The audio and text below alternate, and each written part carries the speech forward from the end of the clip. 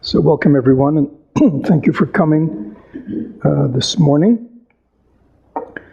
I want to hold off taking questions about the meditation practice and about any issues you may have about Dharma to the end, so I can continue with some of the teachings that I began several weeks ago, looking at some of these teachings that are from the 8th century, from a great Chinese meditation master, enlightened master, by the name of Linji. And Linji is important, especially for people who know about Thich Nhat Hanh, because his lineage in Vietnam Zen came from China and Linji. So anybody who practices in the Thich Nhat Hanh tradition or relates to that is seeing a representative 44 generations later, I believe, of the Chinese master Linji, who lived again in the 8th century. And somebody may wonder, what could teachings from the 8th century tell us about today? The truth is, they tell us everything about today, because even though outwardly things have, we might say, have dramatically changed in the last 1,500 years, in every way, the truth about the human mind, the truth about how the human mind has the capacity of creating a suffering, unhappiness, dissatisfaction, emotional affliction for human beings, as well as how this human mind has the capability of creating happiness and well-being and peace and all that, is still the same. The way the world is, and the way people relate to each other, is about the minds of human beings. And so therefore, our interest in this understanding about the mind and life is so important. And we need to look to people over the centuries who have devoted their lives to exploring this inner terrain. In America and the West, over these last 100 years, we have been very diligent in exploring the outer terrain of life and endlessly inventing new ways of going about it. But we are very ignorant in certain ways in our understanding of the inner workings of the mind. So it is very wonderful that these teachings are now available to us and we can practice them. So I'm going to be just sharing from two different books. One is called The New Zen Reader, The Roaring Stream, which is just an anthology of lots of Chinese and Japanese Zen masters, and the other is this teaching called The Zen Teachings of Rinzai. Rinzai, when these teachings from Linji came to Japan, the Japanese have their own way of pronouncing characters, the Chinese characters. So they, in their way of pronouncing, Linji became Rinzai, but it's the same person. So this is a little talk Linji gave. He says, suppose you yearn to be a sage. Sage is just a word. Sage. So right there we have something very interesting. And he's obviously meaning, he's probably talking to an audience of monks and nuns and something like that. Again, he says, supposedly, you're here because you want to become a wise person, right? Or you might be here because you want to become a peaceful person. Or you may be here because you want to become a compassionate person. Or you may be here because you want to be a spiritual person, right? There may be all kinds of reasons that you have that you would use words. And so he says, sage. You're here to be a sage, you're here to be whatever you want to call yourself, whatever you're yearning to be. And he says, whatever that is just a word. Right? Spiritual, Dharma, compassionate, wise, intelligent, skillful. These are just words, aren't they? Meaningless in and of themselves. And then he goes, there are certain types of students, I'm talking about Buddhist students in the 8th century, who go off to Mount Wutai looking for Manjushri. So traditionally in China in those days, they were very much into sacred mountains. And they were in Buddhism 5 sacred mountains, and they believed that each one was the dwelling place of great forces of enlightened energy, and we'll get into that. So the force of enlightened energy that we might say is the force of wisdom was called Manjusri. And so people hearing that Mount Wutai Shan was the dwelling place of Manjusri said, oh, if I want to get wisdom, right, I need to go to Mount Wutai to find Manjusri. And again, you have to remember that Linji was a Buddhist monk, and his audience was probably all Buddhist monks, right? So he's right in the thick of things, where people believe this way and talk this way. Oh, Mount Wutai Shan, that's where the dwelling place of the Bodhisattva of Wisdom. I got to go there and get it. Right? So he said there are some types of students who go off to Mount Wutai Shan looking for Manjushri, and they're wrong from the very start. Manjushri is not on Wutai Shan. Right? So please understand, this may not mean anything to us, but to people who believed in sacred mountains and that this energy and was there, this was fairly radical. Right? This is fairly radical. And then he says, would you like to get to know Manjusri? Right? This is the Bodhisattva of Wisdom.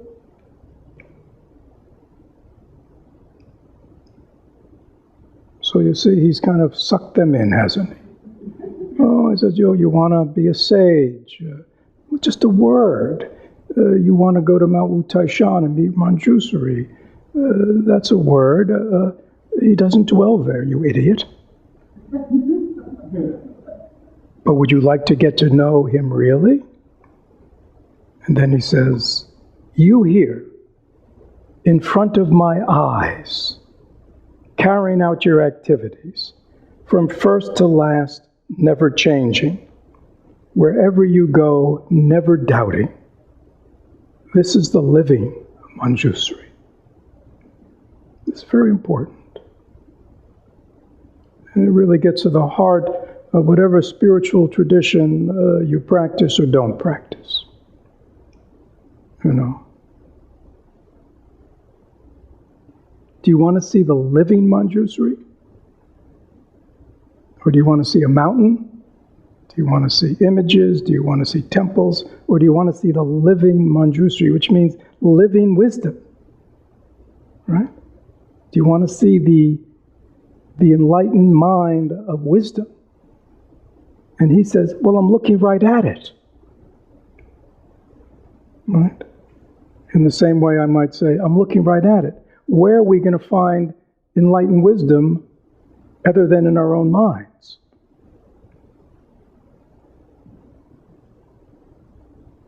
Right? I mean, enlightened wisdom, like the word sage, does not exist somewhere out there and somehow I'm going to get it like I can go down to Publix and get something. Right?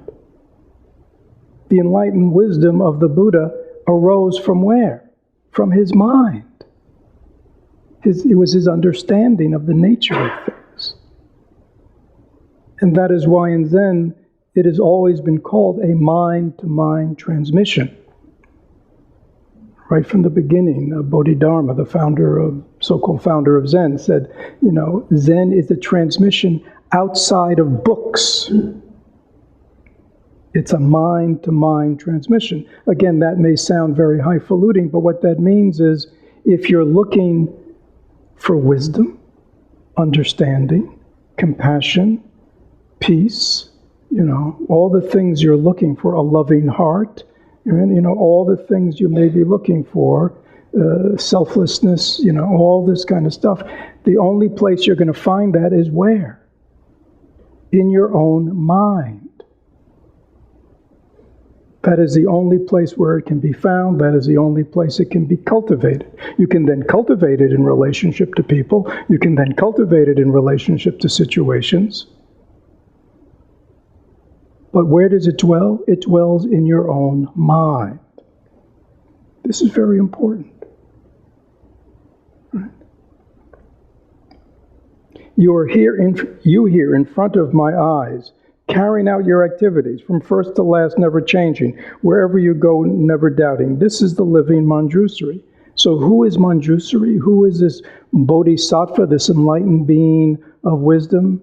It is just the person who goes about their life, doing whatever they do, very clear, never doubting their innate wisdom, carrying on all their activities. This is the Bodhisattva of wisdom. Right? This is not the Buddha behind me. This is a symbolic representation of the Buddha. Buddha means enlightened mind.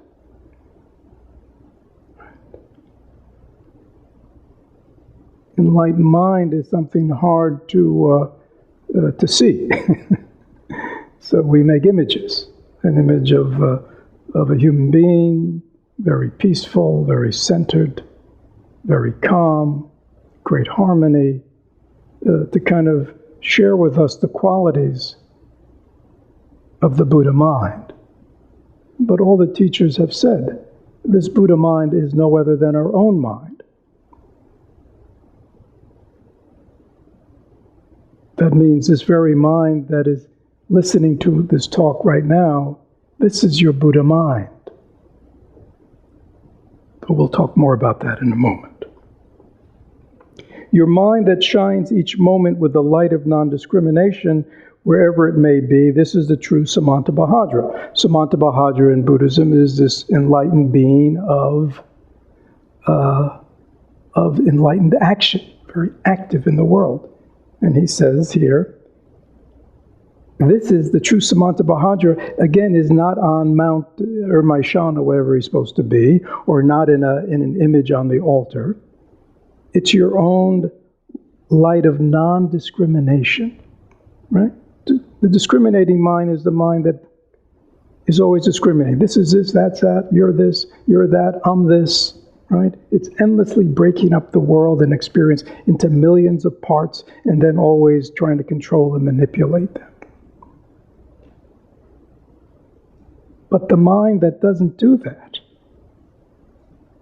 the mind that just sees things in wholeness, the mind that just sees things openness, like right now, if you're listening to this talk and you're just listening, just taking it in, eyes wide open, ears wide open, just very present and aware, just taking it in, this is your non-discriminating mind, right? You're just taking it in. You're just open. See, the mind that drinks this tea,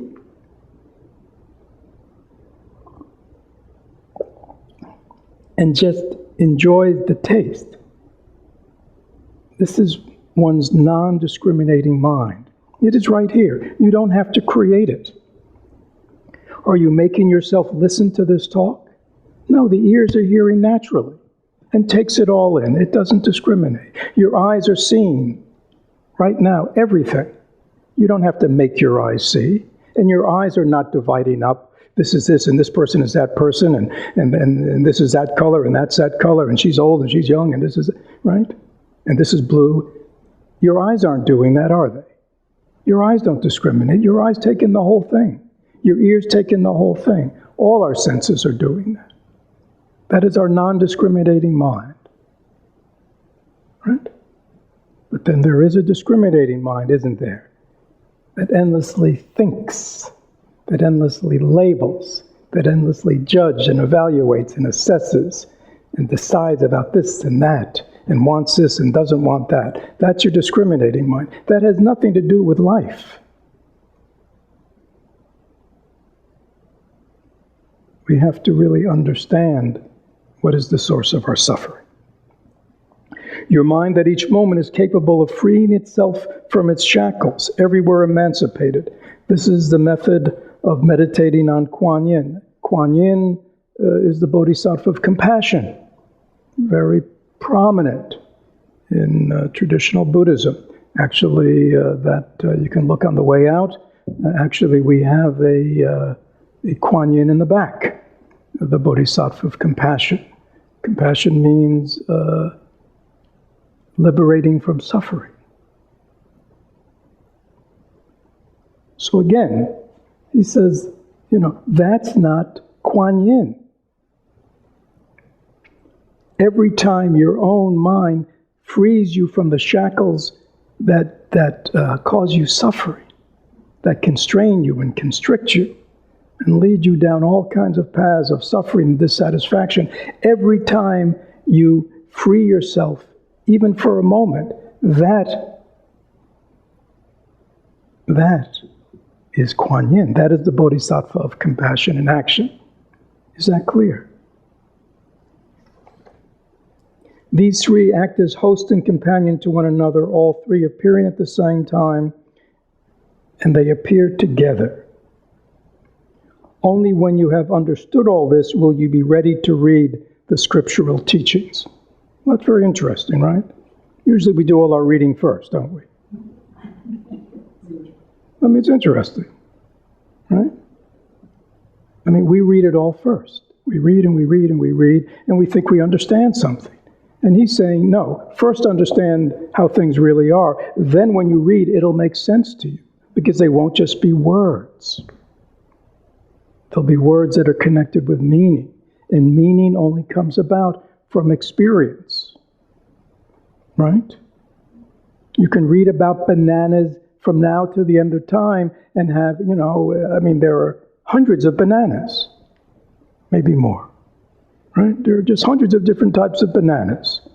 And if one really wanted to, one could study all the texts related to bananas and know the names of them all and the characteristics of them all and read descriptions of their tastes, right? And one could be considered what? An expert on bananas.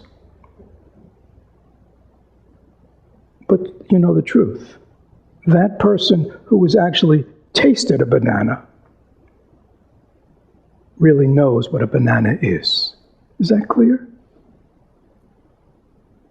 Up to then, you just have intellectual knowledge. You have words. Words are not the same as direct experience. Right? And actually, the truth is, if we tried to talk about the taste of a banana, we could never do that, could we? We would try to find words, but they would never, try to express in your own mind what a banana tastes like. You can't do it. At the end of the day, all you can say is what? A banana tastes like a banana. Right? And if you want to know what it is, you have to eat it. Oh. See, now we share common experience. You see, all of us here, when we eat the banana, we share we may not be able to find the same words. People in Africa or Asia and America all eat the same banana and all have the same experience. In that way, we are one. But when we talk about it, we may talk about it with very different words. Now we're broken up.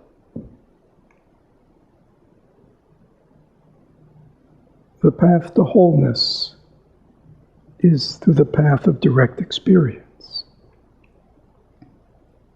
So again, I think the important thing of what is being shared here is, again,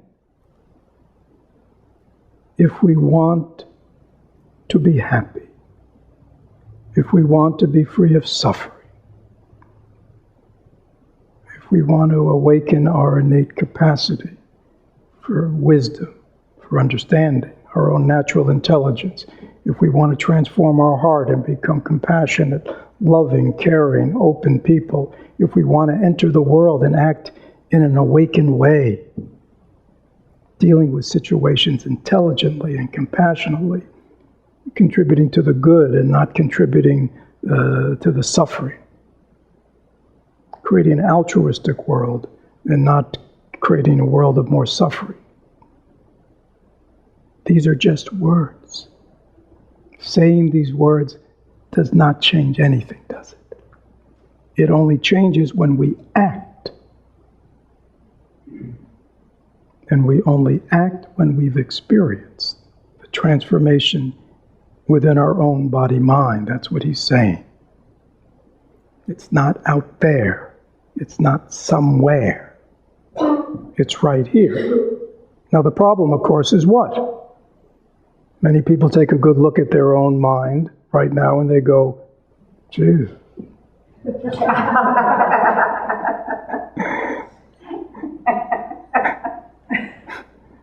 Right? If there's any a place that it's going to be very difficult to find understanding, wisdom, compassion, enlightened action, is in this mind of mine, right? But that's not true. That's not true. It's only what we think.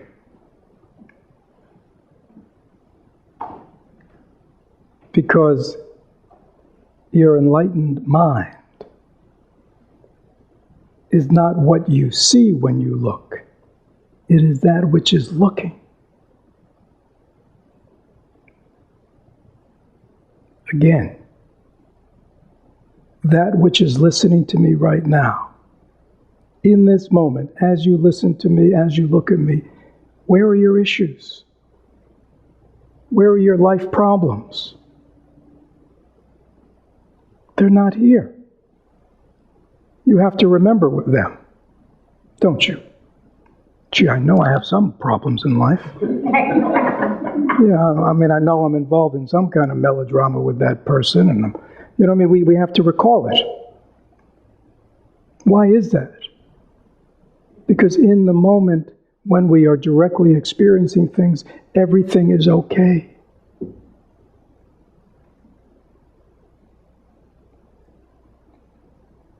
Right? Every morning we wake up fresh. And then we have to remember, what do I got to do today? Who do I like? Who do I dislike? Who am I? Who am I in conflict with? Who am I good with? You know, we have to remember all that, don't we? Or we might get confused, right? We might treat somebody nice who we're supposed to be angry at, and we might be, angry at somebody we're really supposed to be friendly with this week, and right? I mean, people go to work and they have to remember, all the conflicts from the past, so they can keep them going. That's not our true mind in action.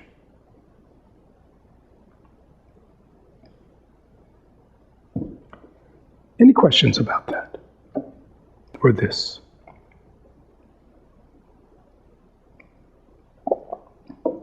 Yeah, it's all pretty simple. So here's another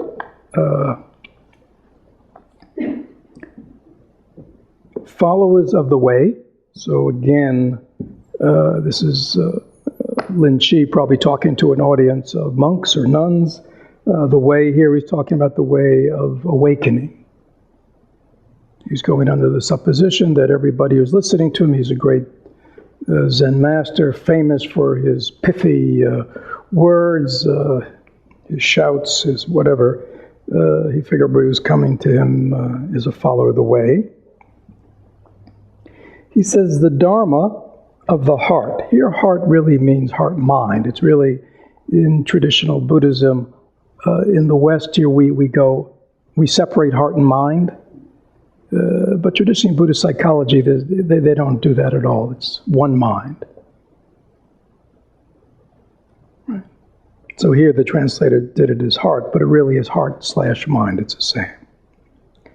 He says the Dharma of the heart, the Dharma of the mind, has no form and pervades the 10 directions. 10 directions are up, down, back and forth, right and left. Every direction.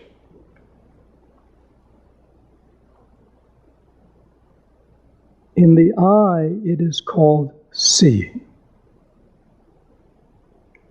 In the ear, it is called hearing. In the nose, it is called smelling. In the mouth, it is called talking. In the hands, it's called grasping. In the feet, it's called walking. Fundamentally, it is one light. Differentiated, it becomes 6 senses. So this is important. And again, for some of you who are new, this may be, you might wonder, what is he talking about? But just pay attention. Because this is the fundamental of this understanding of the mind. So if I had a piece of cloth, just a long piece of cloth, right? And I held it up, and I said, does everybody see this cloth? And you'd say what? Just imagine. We're all in the world of imagination. You all see this cloth, and you see it's just one cloth, isn't it? Okay, so now I take this cloth, and I tie a knot in it. And I tie another knot in it. And I tie another knot in it. And I tie another knot. And I tie another knot. So there are 6 knots. Is that clear? Now, is there still one cloth? Or are there 6 cloths? One cloth. Right? One cloth with 6 knots. Is that clear? So there is one radiating light of awareness. Right now, that light of awareness, which is your own mind, when it enters the eye, it's called what? Seeing. Such as, if you think about the words you use, you might say, I am seeing. I'm seeing Fred, let's say. But you see, the seeing is the key piece, right? Your eyes are seeing. You're aware of me through your seeing. There is awareness in seeing. You're hearing, right? So there's awareness in hearing. You're smelling, you're tasting, you're sensing in your body, and you're aware of thoughts, feelings, and perceptions. All of this is the light of awareness. Is that clear? It's without it, you'd be what? You'd be dead. Right? How will you know you're dead? When you cannot see anymore, when you cannot hear anymore, when you cannot smell or taste or feel or think, then you'll know you're dead. Okay? You will no longer have awareness in this sense. Now, what happens to that light is something else, but we won't go into that today. But at least for now, please understand that you only see because of awareness. You only hear because smell, taste, touch, think. This is all going on in this thing called awareness. It's also called your Buddha mind. Now, as he says,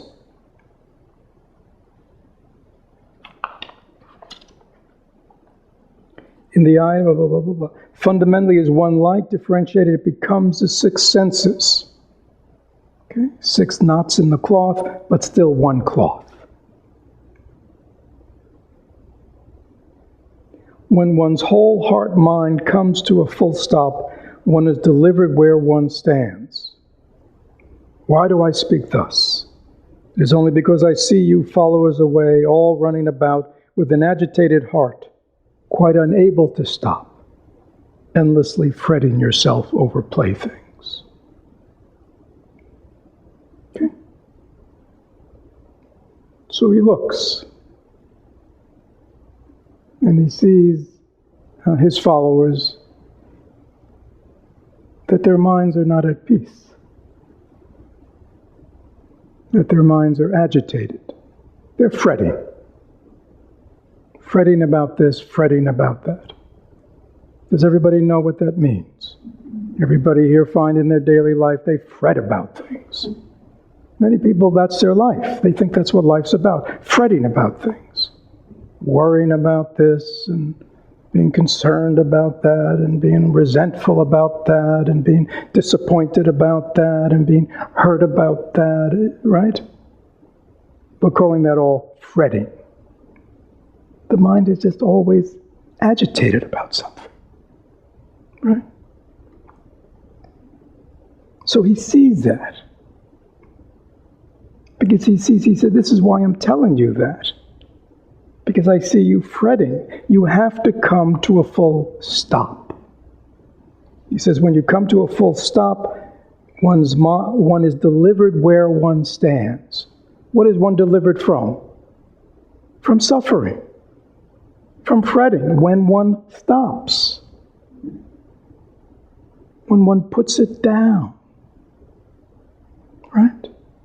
Hopefully, those you hear right now, for the past 20 minutes, hour, some maybe even an hour and a half, you put your fretting down. You have stopped. When you stop, you are immediately delivered from your suffering.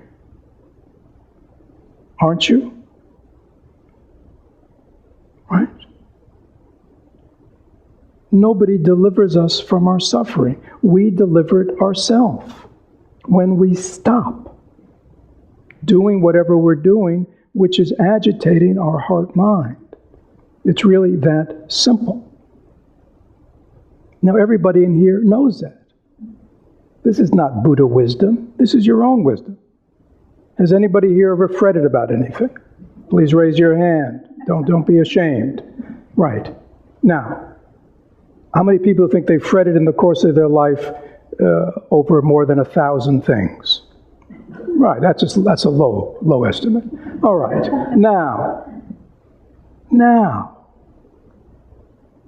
how many people, if you think about the course of your life and all the things you've fretted over in the past, how many people are still fretting all the time about the same things they were fretting about 5 or 10 years ago?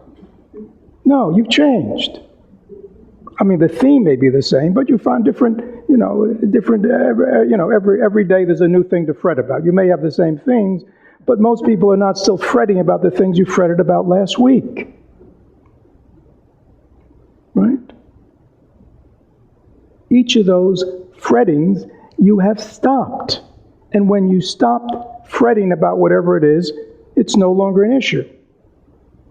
But we don't get it, do we? We stop fretting about one thing, and we turn our attention to another thing. We don't even give ourselves a rest.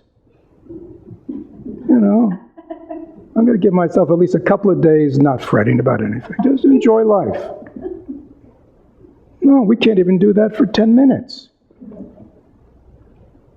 Right? Fretting is our baseline. He says we have to stop. Everybody in here can stop because everybody in here has done it. You've done it many, many times. The only trouble is you think fretting is normal. Right? Watch your mind. Your mind's always looking for issues to be bothered about. Right? You think the problem is life is causing you problems. No, you're looking at life and endlessly finding problems. This person's not doing what I want them to do.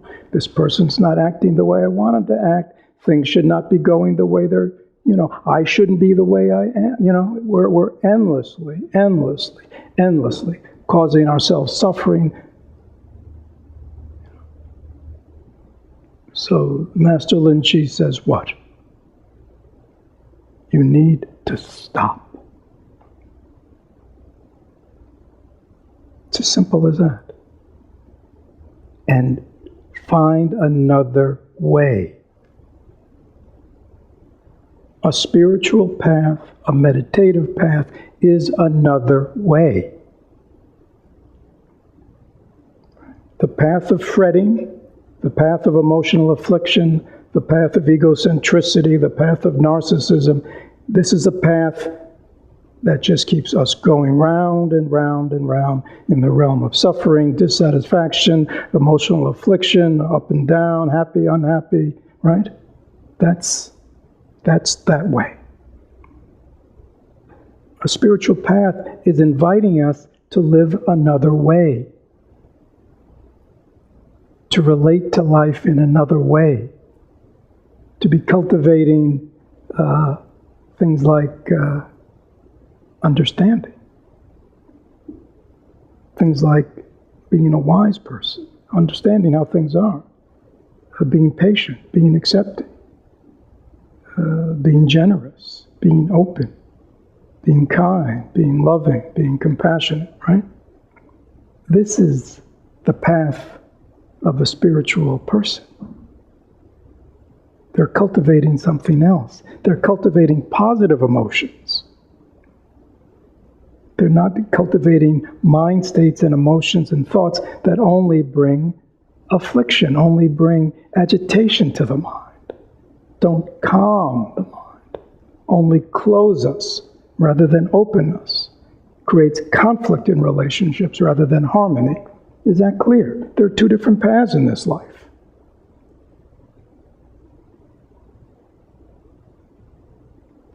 But Linji is saying, the first thing we got, like earlier he said, where he said, it's in your own mind. You gotta, stop running after all these external things before you read the books. Because if you don't have any clear understanding, even when you read the books, you'll just distort it all. Right? And so here in another way, he's saying we need to stop so we can be delivered from our suffering. Every time in the past you deliver yourself from your suffering, you're tasting.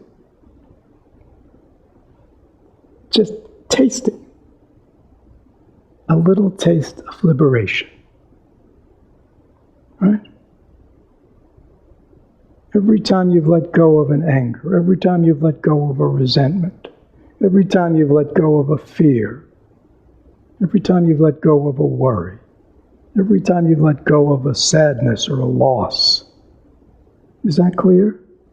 Every time you've been caught, and then when you finally come to the point where you let it go, in that moment you taste what? What it's like to be free of your suffering. And in that moment, people feel what? Relieved. Right? They feel open again. The clouds lift for a moment. Right?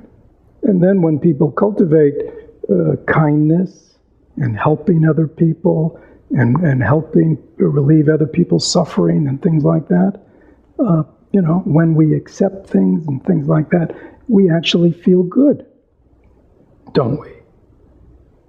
Right? So please don't turn the spiritual path or something into something extraordinary, metaphysical, esoteric, mystical, something that's beyond us. It's not.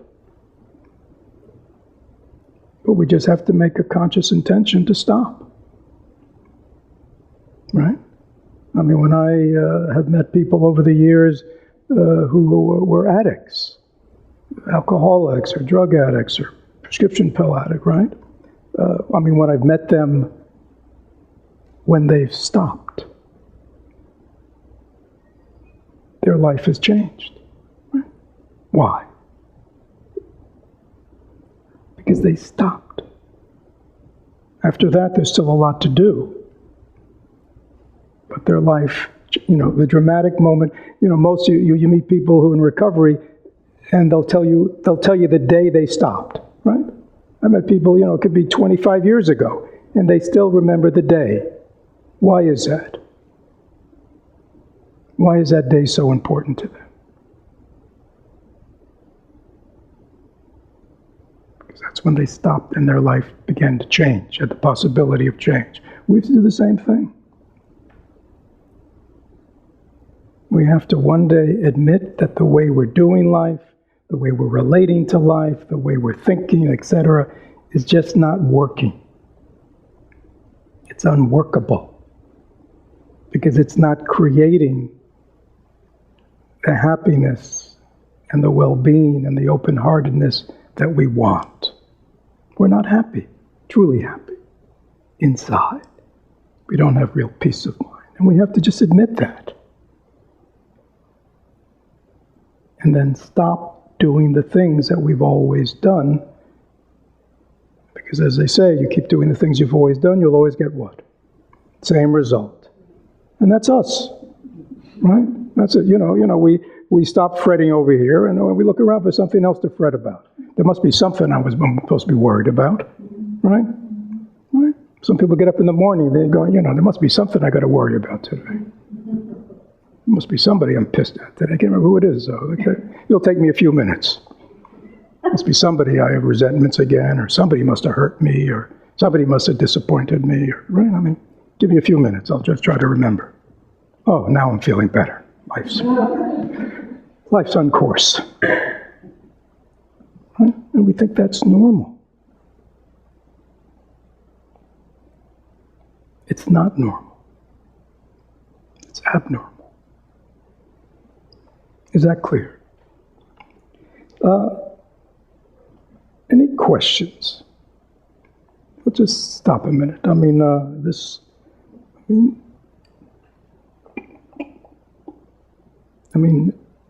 Does everybody see how easy this is? Anybody have any questions? Think about your own life, your own mind. Anything not clear what we're talking about here, please don't be shy. Anything not clear? How to do this, or whether it's doable. Some people might think, oh, that sounds really great, but I'm too screwed up, or my life's too busy.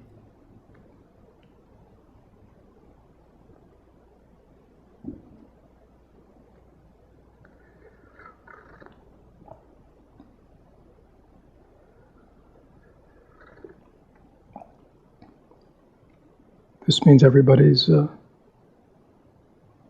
with the program, so to speak. If you have any questions, now's the time. Yes?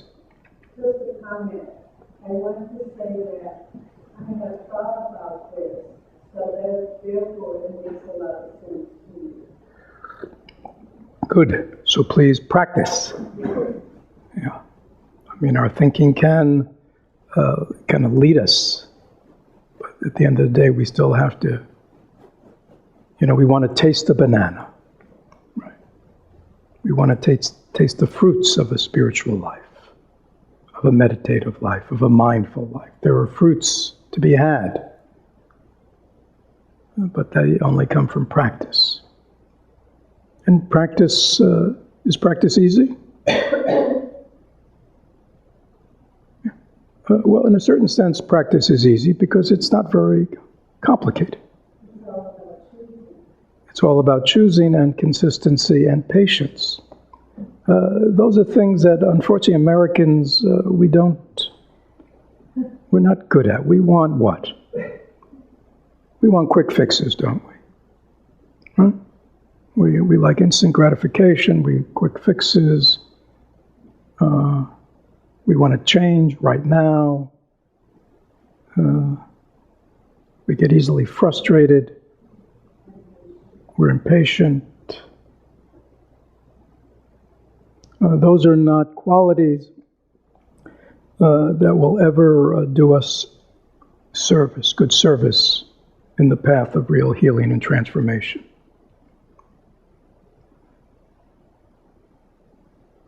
We have to practice every day, throughout our life, in all the situations of our life, our relationships, our work, family life, and within our own minds. We have to work the program. And we have to be patient, and we have to have trust that it's going to work, because it's worked for 2,600 years for all kinds of people. But it's not a drug. If you want instant happiness, take drugs. Go to bars. Stock up on your liquor cabinet. Go see your family physician. Make up a problem that he'll give you some drug for. Go shopping. Right? Turn on the internet. Watch TV. Right? If you want it, what? Eat chocolate. Right? I mean, there's all kinds of ways, right? Eat food. Right, eat food. Right, eat chocolate, eat food. There are all kinds of ways that, for about 20 minutes, we can forget. But if you've come to the position that there is something inherently meaningless and unfulfilling in those kinds of instant gratification happinesses, and want something deeper, more permanent, more solid, more transformative, then it has to be introduced on a consistent basis in our life. And you begin where you're at. If you've never meditated, begin 5-10 minutes a day. It's a beginning. And work out from that. If you've always been scattered throughout the day, do little experiments in mindfulness, right? Next time you have your coffee or your tea, take 5 minutes and just be present to it. Next time you're having a meal, maybe the first 5 minutes, no TV, no radio, no newspaper, no internet. Just be present to eating, for 3 minutes. See what it's like to taste food, what food really tastes like. Next time you're with a friend or somebody, when they're talking, look at them. And look at them like you've never seen them before. And when they talk, really listen to them. Next time you're in the shower and you're washing yourself, just stop and feel what it's like to be present. Just to the experience of washing. Do you see what I'm saying? So you begin to introduce mindfulness and mindful living into your life. You begin to introduce meditation. We need that. If you do not have time where you can pull back from this endless world of stimulation, both external and, our own minds, to kind of get perspective on things, we are lost. You know what I'm saying? We're lost to that energy.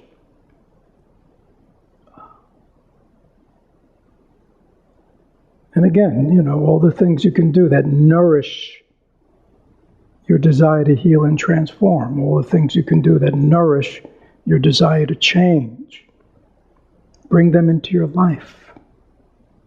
Be more conscious. And things that are clearly toxic for you or distraction for you, you got to do what? You got to stop. Right? And you got to stop not to punish yourself, but you got to stop because you want to give yourself a more meaningful life. You want to give yourself a happier life. So the stopping is healthy.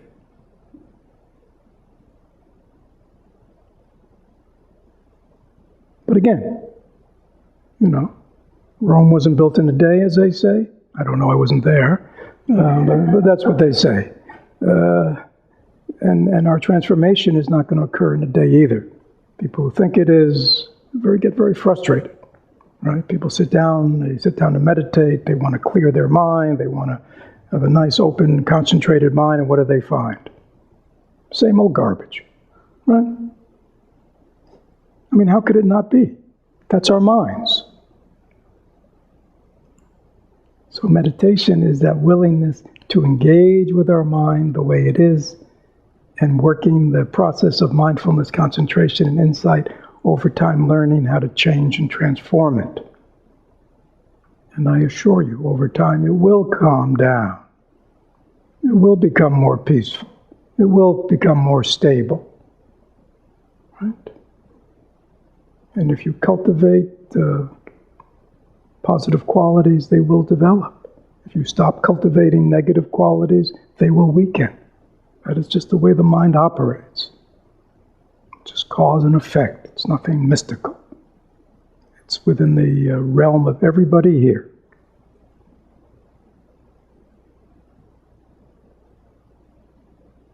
Some people say, oh, but my mind is so racing, or I got so much garbage in my mind, or such a terrible past. That's just an excuse. That's not true. I mean, it's true that you may have a racing mind, and you may have had a lot of painful things in your past, and there may be all kinds of things going on in your mind, but that's just where you begin. Right? As you know, Thich Nhat Hanh uses the wonderful analogy of compost. Most people know that spiritual practice is like composting. He says, if you have all your vegetable waste, all the stuff from your kitchen, if you just kind of leave it, just throw it in put it in a pot, an open pot in your kitchen, and you just keep throwing all your peels and all your leftovers in it, what's going to happen? What? It's going to smelt the kitchen. It's just going to rot. It's garbage, right? But he says, if you know how to compost, composting is a way to work with that which is ordinarily becomes garbage. And if you know how to compost your kitchen waste, it becomes what? It becomes soil. It becomes something that you can grow things in. In the same way, all the afflictions that we have, all the stuff that's going in our mind, right? If it's left to its own devices, it just stinks. I mean, forgive me for being so blunt, but that's the truth. We all know that. But if we know how to work skillfully with our shortcomings, with our character defects, with our emotional afflictions, with our own deep sufferings, if we know how to work skillfully with them, we can transform them. And out of them will grow great flowers. Out of great suffering comes great compassion. Out of great ignorance comes great wisdom. There's a great analogy in Buddhism. It says the mud, you've probably heard this, the lotus only grows in the mud.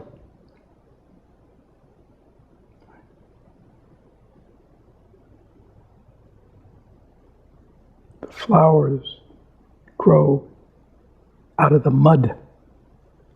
They don't grow in some alternate beautiful universe. Flowers grow from dirt. Flowers are nurtured by dirt. Our desire to awake, our desire to be free, our desire to be compassionate, open, selfless beings arises out of our selfishness. So do not judge, and do not be angry at your sufferings, or be frustrated with your mind as it is. It has the capacity to transform. And all the things you want in life will grow out of it, but you have to learn how to be skillful. So good. Any other questions before we begin? Are there any questions about how to do this? Mm-hmm. Oh, thank you. Yes. I learned that when one door closes, another door opens, but always the spirit. One door closes, one door opens, but the hallways are scary. Yeah. Uh-huh. I fret in home that I am anticipating the next thing to do. You might have heard us talk about it in this tradition about not living in the future. Yeah. That's what it's all about. So if you've spent your whole lifetime anticipating, worrying about the future, that's your default. It's not going to change today. What can change is when it arises the next time, how you relate to it. Okay? So when that future thinking, that anticipation arises in you, if you are practicing mindfulness, now you notice it. You're aware. I'm aware that fretting has arisen in my mind. Right? It's really that simple. Right? Because when you're aware of something and you can name it, it loses its power over you. Oh, because see, it's like you're observing the fretting. There's a part of your mind that's fretting, and you label it because you're an expert on fretting. You know it. Right? Now the key thing is, what do you do next with that fretting mind? There are a number of things you can do. You can calm it by talking with it. It's a simple thing to do, right? There's really nothing to fret about, or we don't know what's going to happen, or when it happens, we'll deal with it, or whatever, right? You can calm that part of yourself that is agitated by breathing, calming. You could let it go. Just say, fretting, fretting, fretting. Look right at it. Come back to your breath. Come back into your body. Just let it go. I mean, there are many ways of dealing with it, but it just has to be dealt with. Because if you let it go on its own traditional ways, it will continue to run you. It's a transition. It may take a little time that you're no longer scared in hallways. Hallways are just hallways. In that moment of being in the hallway, can you deliver yourself from your suffering? You can. Because the suffering, the fretting, is just occurring in your mind, isn't it? It's not real, is it? No. It's just occurring in your mind. It's just endless, more thoughts and, just more mind stuff, just unfolding. It's not real. It's not solid.